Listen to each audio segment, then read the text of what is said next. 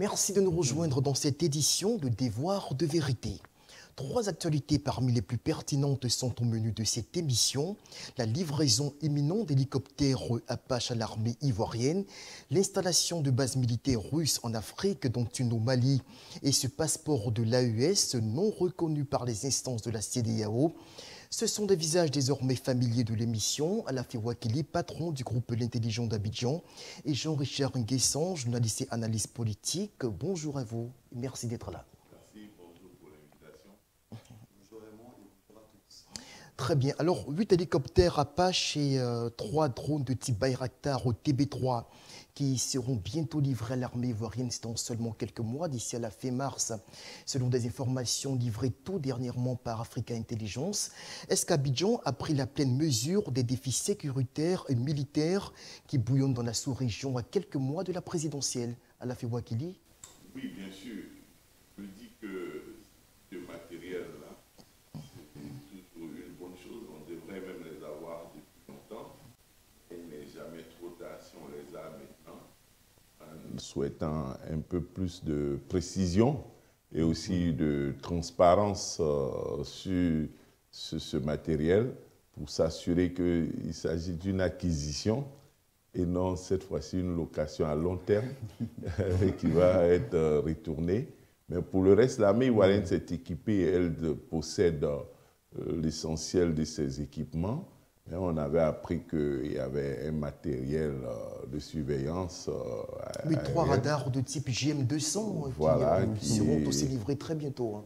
Voilà, qui ont été retournés, rendus. Mais pour le reste, si c'est des acquisitions, c'est des équipements propres à l'armée ivoirienne. C'est une excellente chose et qu'il convient de saluer et de souligner. Il faut soutenir cette volonté de renforcer les capacités opérationnelles de l'armée ivoirienne en souhaitant aussi un renforcement des compétences humaines et techniques de sorte à assurer une maintenance en interne et en termes de ressources humaines nationales et internes.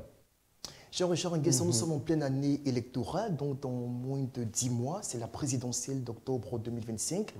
Et cette montée en puissance de l'armée de Côte d'Ivoire, est-ce que c'est le signe que le pouvoir d'Abidjan craint des velléités d'insurrection? On entend dire qu'il y aurait des préparations de complots depuis l'extérieur pour monter des rébellions en Côte d'Ivoire, depuis le nord du pays notamment.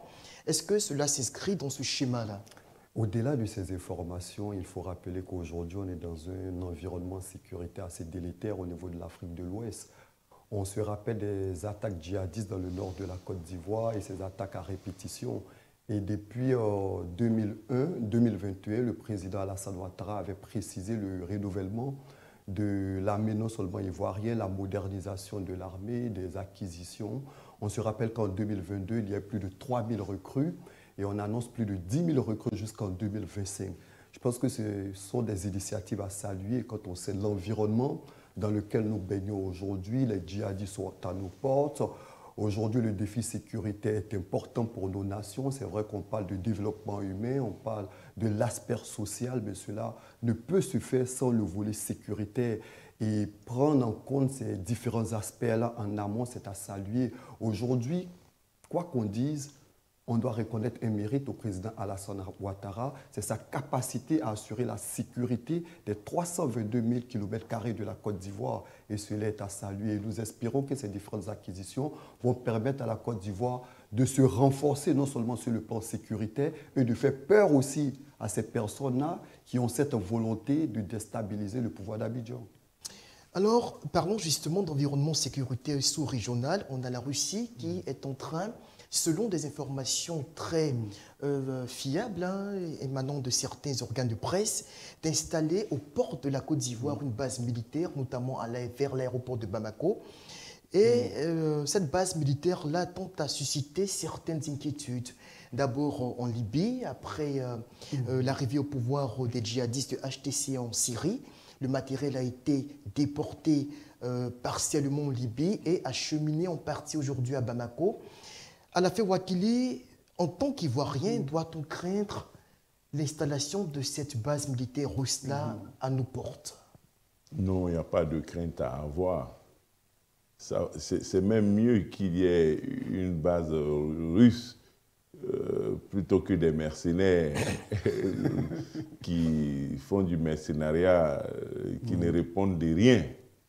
C'est mieux d'avoir affaire à un État, l'État russe, qui, de mon point de vue, est un État, même s'il a fait des abus en Russie, en Ukraine en attaquant, est un État qui respecte les lois et les conventions internationales. Théoriquement. Donc, même s'il a fait ce qu'on a dit en Ukraine, mais en dehors de cela, il se bat lui aussi, il est membre du Conseil de sécurité des Nations Unies, il a des responsabilités et donc il ne peut pas s'associer à des aventures. Donc je préfère qu'il y ait une base russe qui montre que les pays, en fonction de leurs besoins, de façon libre et de façon souveraine, peuvent solliciter des partenariats. Ils peuvent demander à l'armée française de partir, de fermer sa base, mais en même temps, ils sont libres et ils peuvent demander à la Russie de venir mettre en place une base. Ce qu'ils n'acceptent pas de la part de la Côte d'Ivoire, ils n'acceptent pas que nous, ici en Côte d'Ivoire, nous hébergions une base militaire française. Ils exigent même la rupture de la coopération militaire entre la France et la Côte d'Ivoire. Mais qui exige? C'est des citoyens qui parlent, des citoyens AIS. De la même manière, il y a des citoyens ivoiriens. Il y a même des chefs, enfin, si on peut les appeler chefs d'État, c'est pas leur droit. Il y a des citoyens ivoiriens qui peuvent aussi dire qu'ils sont à la solde de la Russie et qu'ils ont une indépendance bidon et factice et que ce sont des populistes. Donc, des citoyens, des commentateurs peuvent le faire et qui sont dans la tromperie de leur peuple et que ça ne sert à rien de chasser, de dire aux Français de partir pour faire venir les Russes et puis mettre une base. Donc, c'est de bonne guerre peut-être de part et d'autre. Et ce type de discours-là disqualifie leur discours précédent parce qu'on ne peut pas présenter la France comme le démon et le diable et puis laisser croire que la Russie et les Russes seraient l'ange. Ça ne passe pas. Donc chacun, en fonction de ses intérêts, fait appel à des alliés et des partenaires. Et la Côte d'Ivoire pourrait le faire, l'a fait par le passé. Et ils ne sentent pas. Ils n'ont pas senti la France parce que la France a eu des positions de principe dans lesquelles la Russie préfère ne pas entrer. Donc, ils sont libres, donc il faut qu'ils respectent la liberté des autres. Mais moi, je ne suis pas inquiet. Je salue même le fait que ce soit une base militaire russe, officielle, de l'État russe, connue, et plutôt que ce soit des cantonnements de mercenaires. Ils étaient déjà là-bas. Si les mercenaires ne nous ont pas effrayés, n'ont pas fait peur, je ne vois pas en quoi une armée officielle, l'armée russe qui s'installe, peut créer des problèmes. Non. Même si malheureusement cela n'est pas encore assumé. Alors Jean-Richard Nguessan, on a aux frontières nord de la Côte d'Ivoire, notamment dans les pays de ce qu'on appelle AES, des dirigeants putschistes, il faut le dire ici, qui reprochent à la Côte d'Ivoire, comme Ibrahim Traoré, qui reproche à la Côte d'Ivoire le fait de maintenir sa coopération militaire avec la France. Toutes ces multiples accusations qu'il lance à tout va sans pour autant apporter des preuves concrètes.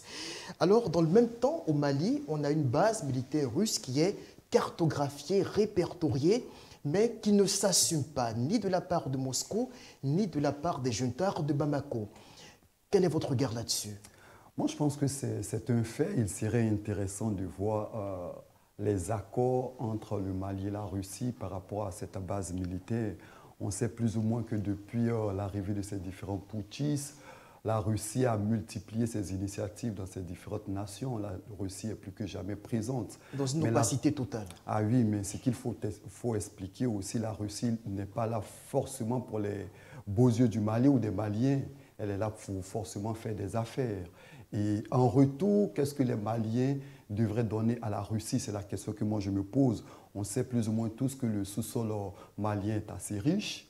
Et en contrepartie, lorsque les Russes s'installent dans un pays, il y a forcément du business. Notamment les minerais. Effectivement, on l'a vu en Centrafrique.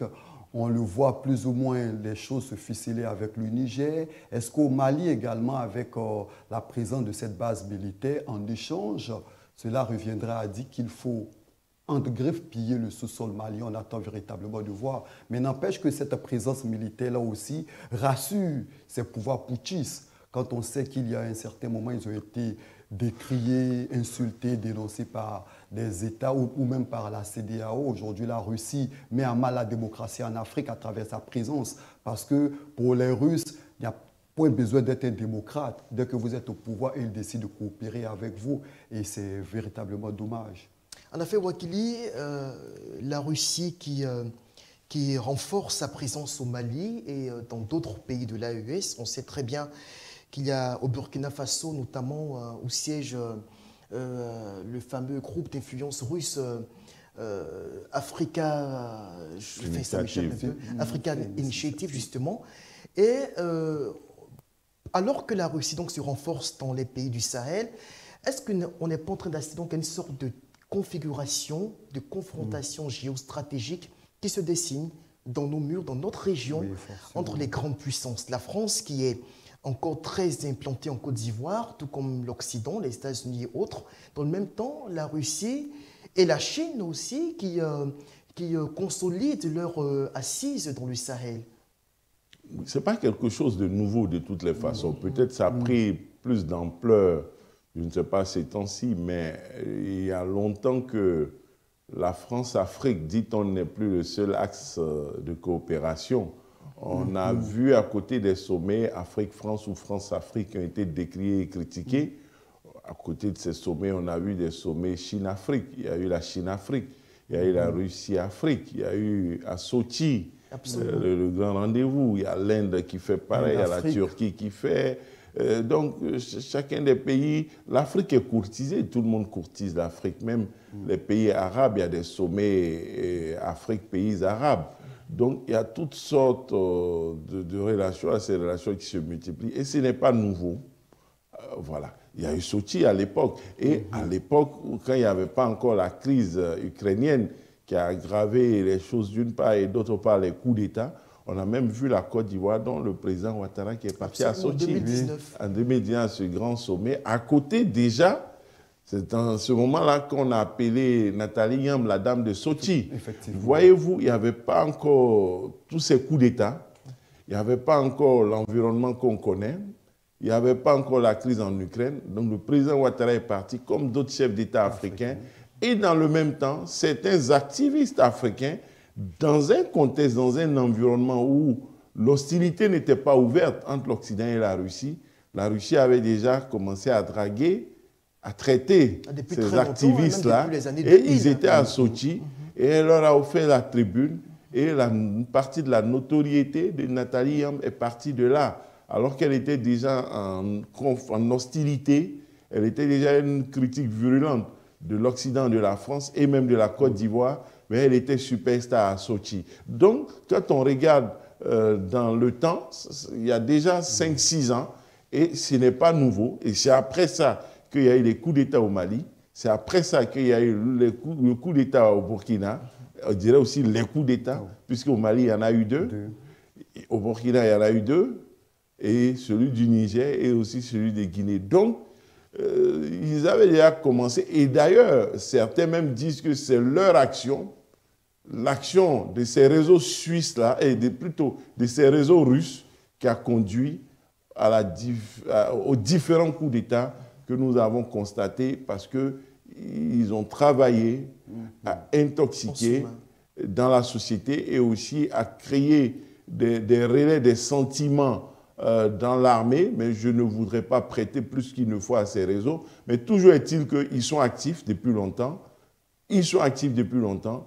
Cette même force de déstabilisation, cette capacité d'intox et de manipulation de la vie politique et démocratique dans un pays a même été pointée du doigt aux États-Unis. Donc, cette bataille-là d'influence, cette guerre informationnelle, ce n'est pas seulement en Afrique, ce n'est pas nouveau. Et on voit que dans beaucoup de pays aussi aujourd'hui, ça parle de manipulation, de trafic autour des élections, du fait de ces réseaux-là. Et on rappelle aussi ce qui s'était passé à l'époque lors de la première élection de Donald Trump, avec toute l'enquête qui a suivi.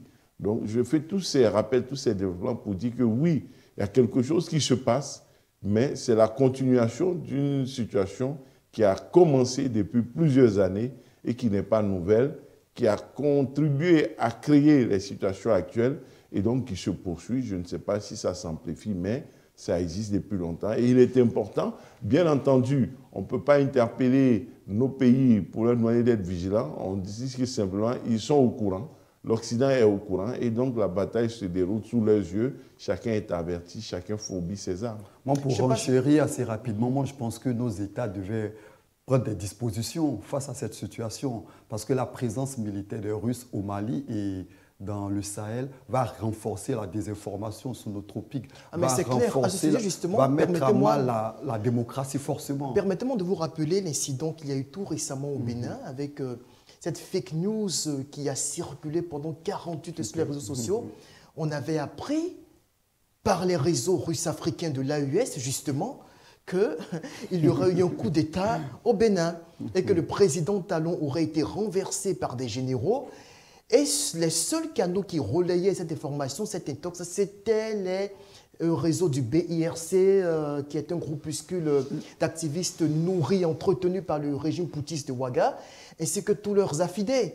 Ça s'est vu récemment au Bénin, oui, effectivement, de pression pour déstabiliser la sous-région. Et cela montre que la Russie a une capacité de désinformation assez forte. Et le BIRC, qu'il faut le préciser, est très allié ou travaille sous le parrainage de African Initiative, étroitement lié. Effectivement, et puis hormis la Russie, c'est vrai qu'on aborde l'aspect de la Russie, il y a la Chine aussi qui est très présente, mais on remarque beaucoup plus la Russie parce qu'elle est dans la mise à mal de la démocratie, dans la désinformation.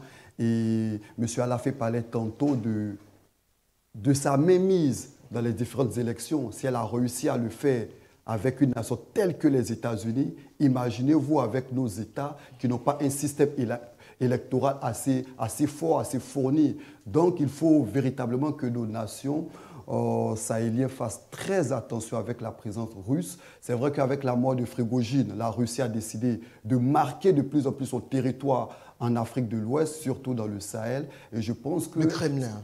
Oui, le Kremlin surtout. Et puis, il y a ce positionnement-là aussi depuis quelques années. Poutine veut se positionner fortement au niveau de l'Afrique. Et on le voit non seulement au Mali, en Centrafrique, au Niger. Et je pense que forcément, il a envie de conquérir d'autres États, forcément. Mais c'est clair, surtout des États côtiers, visiblement. Ce que aussi je veux noter, c'est que peut-être on demande la neutralité du net, la neutralité de l'Internet. Mais ce qu'il faut noter, c'est que jusqu'à nouvel ordre, les canaux par lesquels passe cette intoxication, cette manipulation et cette déstabilisation sont des canaux occidentaux. Ce n'est pas YouTube, c'est pas YouTube, c'est Facebook, c'est Twitter, c'est LinkedIn, c'est TikTok, en dehors de TikTok, oui, qui est chinois, mais qui peuvent contrôler, que les gens veulent contrôler aux États-Unis, qu'ils ont voulu supprimer. Donc, c'est chinois. Maintenant, ces canaux-là, qui sont utilisés, des canaux, c'est vrai qu'on demande d'avoir un Internet neutre, un Internet libre, la neutralité et la liberté, mais est-ce que ça doit être synonyme de capacité d'intoxication, de déstabilisation, ça doit devenir un canal pour distiller la haine, les mensonges. Donc, cette interpellation qu'il a faite est juste, aussi bien peut-être pour nos États que pour tous les États. Lorsque, après, ils ont calmé le jeu, mais lorsque hier, Trump a été banni de Twitter, lorsque les États-Unis veulent supprimer TikTok, ça veut dire que ces pays-là prennent des mesures lorsqu'il y a des dérives. Mais pourquoi quand en Afrique la question se pose, ou pourquoi en Afrique la question paraît taboue? Pourquoi il y a une mobilisation lorsque les interpellations, les interrogations sont soulevées sur l'urgence de créer une régulation plus forte et de procéder à des restrictions? Moi, je pense qu'on ne peut pas faire l'économie du débat pour avoir des réseaux sociaux plus responsables, moins sujets à la propagande, à la distillation des rumeurs. Il est important, puisqu'on parle de l'intelligence artificielle, voyez-vous aujourd'hui, l'intelligence artificielle est une puissance. Ça peut vérifier tout en temps réel. Tout en temps réel. On a des éléments pour mesurer ce qui se passe. Je pense qu'il faut enjoindre à Meta, Facebook, à Twitter, à Google, des capacités de mise en place d'un système. Lorsque quelqu'un dit qu'il y a un coup d'État au Bénin, il doit avoir une intelligence artificielle, un ordinateur qui vérifie en temps réel au Bénin quelle est la situation. Et au bout de 10 ou 15 minutes, les machines, les algorithmes de Twitter, de Facebook et de TikTok, de YouTube, suppriment l'information sur la page de celui qui a dit, sa page est supprimée et tous ceux qui reprennent la même information, ils sont supprimés et sanctionnés. L'intelligence artificielle doit servir à quelque chose et non à servir à l'amusement. On vient de faire une réunion à Paris pour mettre des milliards. Le président Trump a dit qu'il va y mettre 500 milliards. C'est à cela que l'intelligence artificielle doit servir et non à l'amusement. Puisqu'on n'a pas le temps, en temps réel, tout de vérifier. Mais on doit avoir des ordinateurs, des algorithmes très puissants qui, en temps réel, vérifient automatiquement qu'il y a un coup d'État au Bénin en cours qui a réussi. Par tout moyen, ça doit être possible. Absolument. Ça doit être possible par tout moyen. Et Facebook, Meta Facebook, YouTube, Twitter, et TikTok doivent se donner les moyens d'avoir cela, de tout ce qu'il faut au Bénin, parce que c'est leur canal qui est utilisé. Ils ne doivent plus continuer à prôner l'irresponsabilité parce qu'un jour, devant un tribunal, ils vont payer. Ils savent justement leur responsabilité. C'est pour ça, en son temps, à l'époque, ils avaient pris des mesures contre le président Trump. Même si aujourd'hui, celui qui a pris Twitter, X, est un partisan du président Trump qui fait un peu plus d'ouverture, mais il a mis en place un système d'évaluation communautaire pour vérifier les informations. Ça n'a pas encore pris. Les gens n'y participent pas beaucoup, une sorte de fact-checking en temps réel. Et je pense qu'il est important que ces réseaux sociaux multiplient les opportunités de contrôle, de fact-checking en temps réel avec les algorithmes qu'il faut pour parvenir à découvrir la vérité et éviter d'être des relais au-delà de la Russie. C'est peut-être souvent des petites personnes qui font ces choses-là. Ce n'est pas forcément un réseau russe organisé pour déstabiliser African Initiative ou autre. Ça peut venir de n'importe qui et ils ont une responsabilité très grande et ils méritent d'être interpellés de façon permanente sur la question. Ce qui est très important. Alors pour terminer, on va dire un mot sur le sort de ces millions de Sahéliens, membres donc, des États dits de l'AES, qui aujourd'hui ne peuvent plus ou sont privés des avantages communautaires de la CEDEAO. Le passeport de l'AES sorti récemment n'est pas reconnu dans les pays membres de la CEDEAO. Et qu'est-ce qui peut attendre ces millions de citoyens-là, alors que l'on sait qu'il y en a au moins 10 millions en Côte d'Ivoire? On ne parle pas de ceux qui sont au Sénégal, au Bénin, ainsi de suite. Jean-Richard Nguessan, comment est-ce que vous percevez leur situation, surtout? Est-ce qu'ils ne seront pas quelque part handicapés par cette situation? Forcément. Et puis, ce qu'il faut dire, c'est que les différents pouvoirs, que ce soit à Niamey, à Bamako ou encore à Ouaga, sont très peu préoccupés par le sort des populations.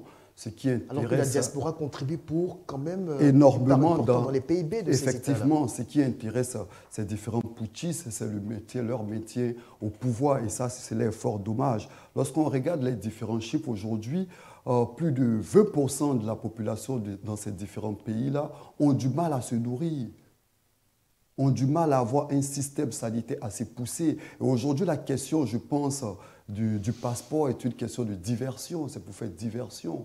Et je pense qu'il y a plus important que ça. Il y a plus important. Et ces différents États gagneraient à permettre à leur population de se déplacer assez facilement avec les différents passeports édictés par la CEDEAO, je pense. On a fait voir qu'il y a un mot là-dessus, des millions de personnes comme ça qui se retrouvent là subitement par la volonté d'aventuriers qui sont parus du pouvoir, privés de leurs avantages. Ils ont pris une décision sans conséquence. Il n'y a pas de problème de mon point de vue, puisque eux, pour éviter des mesures de représailles à venir, et sous réserve des discussions à faire pour consolider, et aussi parce qu'ils refusent de s'asseoir avec la CEDEAO pour discuter, par pays, pays par pays. Ils disent qu'ils vont le faire à 3. Ils ont désigné un porte-parole, qui est le ministre malien des Affaires étrangères, qui va discuter à la commission de la CEDEAO. Donc, à titre préventif, ils ont dit que leur territoire est libre de visa, libre d'accès, peut être visité sans visa par les ressortissants de la CEDEAO, des autres pays. Donc, si nous pouvons aller là-bas sans visa, donc la réciprocité existe, ils peuvent venir chez nous sans visa, peu importe leur passeport. Sauf que leur passeport, non mais attention, sauf que le passeport qu'ils ont fait sortir n'est pas reconnu dans la CEDEAO. Non, la CEDEAO n'a pas à reconnaître leur passeport. Ça ne dépend pas de la CEDEAO. C'est des pays souverains. C'est comme leur passeport ancien, ils le refont et puis c'est tout. Ils ont enlevé CEDEAO là-dessus pour mettre AES. Ils ne sont plus membres de la CEDEAO, donc la CEDEAO n'a rien à dire sur ça. C'est comme si c'était le passeport de la Tunisie, le passeport d'un pays hors CEDEAO, il émet ça, il vient, si l'État est reconnu, bon, il n'y a pas de problème. Hein. C'est une diversion, vous le pensez, comme Jean-Richard? Oh non, c'est une diversion de leur part, et puis, mais ça n'a pas d'effet pour l'instant. En fait, vous voyez, ils sont un peu malins. Ils sont sortis de la CEDEAO, mais ils renforcent leur coopération au niveau de l'UEMOA, de la CAO ou de l'UEMOA à l'époque. La multiplication des agences de la des agences BCAO, ça et là. Ici, il y a un accord avec la Banque mondiale. Ils sont tous dans le franc CFA. On attendait qu'ils sortent de tout, quoi.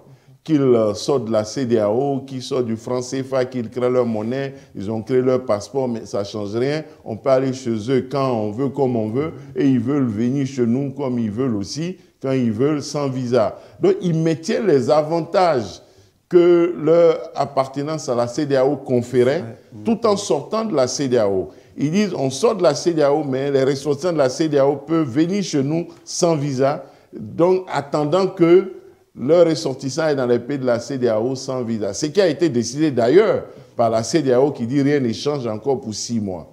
Et la CEDEAO va discuter avec eux pour trouver des modalités pour formaliser cela. Un manque de courage, rapidement. Un manque de courage. Et puis moi, je salue la sagesse aussi de la CEDEAO qui, en dépit de tout, montre une volonté de communication, de dialogue, en dépit du fait qu'on observe chez ces putschistes-là, cette volonté de jouer avec la CEDEAO, de bénéficier, comme M. Alafé le disait tantôt, des bénéfices que leur confère, leur appartenance à la CEDEAO, et cela est bien dommage. Il faut saluer la CEDEAO qui continue de coopérer avec ces différents États-là, parce que la CEDEAO, ce n'est pas que la CEDEAO des États, mais c'est aussi la CEDEAO des peuples, la CEDEAO des populations. Voilà. Il faut faciliter et d'ailleurs, il était reproché à la CEDEAO de ne pas être une CEDEAO des peuples. Voici aujourd'hui que 3 États sortent, mais la CEDEAO, dans sa volonté d'être la CEDEAO des peuples, prend acte de la sortie de ces États sans conséquence pour les peuples de ces pays-là qui sont là et qui bénéficient. On ne les traite pas, bon, c'est ça peut-être le problème, pour l'instant, hein, jusqu'à nouvel ordre, ils bénéficient, mais à terme, peut-être des mesures seront prises. S'ils sont hors CEDEAO, voyez-vous, en Côte d'Ivoire comme ça, les ressortissants des pays de l'Afrique centrale payent cher la carte résident de séjour. La CEDEAO, ce n'est pas le cas. Mais si ça dure, ils seront soumis aux tarifs hors CEDEAO. Donc, voici des conséquences à long terme sur lesquelles il convient de se plancher dès maintenant. Moi, je voudrais revenir sur une question pour dire... Très rapidement. Tant qu'ils resteront dans l'espace UEMOA, vous voyez, l'UEMOA, c'est une CEDEAO en miniature. L'UEMOA, c'est 8 pays. La CEDEAO, c'est 15 pays. Donc, les pays UEMOA même sont majoritaires dans la CEDEAO. Et eux, quand ils sortent de la CEDEAO, ils rétrécissent la CEDEAO, mais ils maintiennent le poids de l'UEMOA et du franc CFA. Ils rendent même l'UEMOA plus forte par rapport à la CEDEAO. Bon, parce que bon, le Nigeria est fort, le Ghana aussi est fort, c'est les deux puissances avec la Côte d'Ivoire, 3e puissance de la CEDEAO, mais tant qu'ils resteront dans l'UEMOA, pratiquement rien ne changera parce qu'à travers le CFA et l'UEMOA, ils bénéficient des avantages aussi de la CEDEAO, indépendamment des décisions que la CEDEAO prendrait. D'ailleurs, les réunions souvent de l'UEMOA se font en marge des réunions de la CEDEAO parce que les chefs d'État souvent se disent, au lieu de faire 2 réunions, donc quand ils vont aux réunions de la CEDEAO, ils font une réunion UEMOA CFA à côté, avant ou après. C'est dire que les deux institutions sont liées et qu'à terme, l'objectif, à travers la CEDEAO, est de parvenir aux grandes avancées obtenues par l'UEMOA, par le CFA, à travers le projet de monnaie unique au niveau de la CEDEAO. Une étape que l'Afrique de l'Ouest francophone a déjà franchie et qu'il convient de saluer parce que c'est vers cela que d'autres entités territoriales et économiques veulent aller en Afrique et ailleurs dans le monde. Donc, ce qui a été réalisé par le CFA est extraordinaire. On aura l'occasion de refaire le débat. Et c'est un grand défi qui est lancé à tous les autres pour dire, au lieu de critiquer le CFA pour ce qu'il y a comme peut-être imperfection, ayez le courage d'avoir des monnaies communes, des monnaies uniques, au nom de l'Union qui fait la force en Afrique, au nom de l'unité africaine, au nom d'une véritable souveraineté politique, économique et monétaire en Afrique. Il ne faut pas brûler le CFA parce qu'ils ne sont pas capables de réussir ce que le CFA réussit, c'est-à-dire cette unité-là. Voilà, c'est un défi, c'est un challenge. Taxe cette monnaie communautaire qui est à saluer et vous l'avez très bien relevé tout à l'heure dans votre argumentaire. Des voix de vérité pour cette édition, c'est terminé. Merci à vous d'avoir été là. Alafé Wakili, je rappelle que vous êtes patron du groupe L'Intelligent d'Abidjan et Jean-Richard Nkesan, vous êtes journaliste et analyste politique. On va se dire au revoir en espérant qu'à notre prochaine retrouvaille, les choses soient améliorées, peut-être au niveau de nos amis de l'AES, et que certains dossiers soient redressés, par exemple, qui reviennent un peu mieux à la raison concernant notamment pour mieux peut-être penser au sort de leurs millions de concitoyens qui sont dans les pays environnants. On va se dire au revoir et à très bientôt.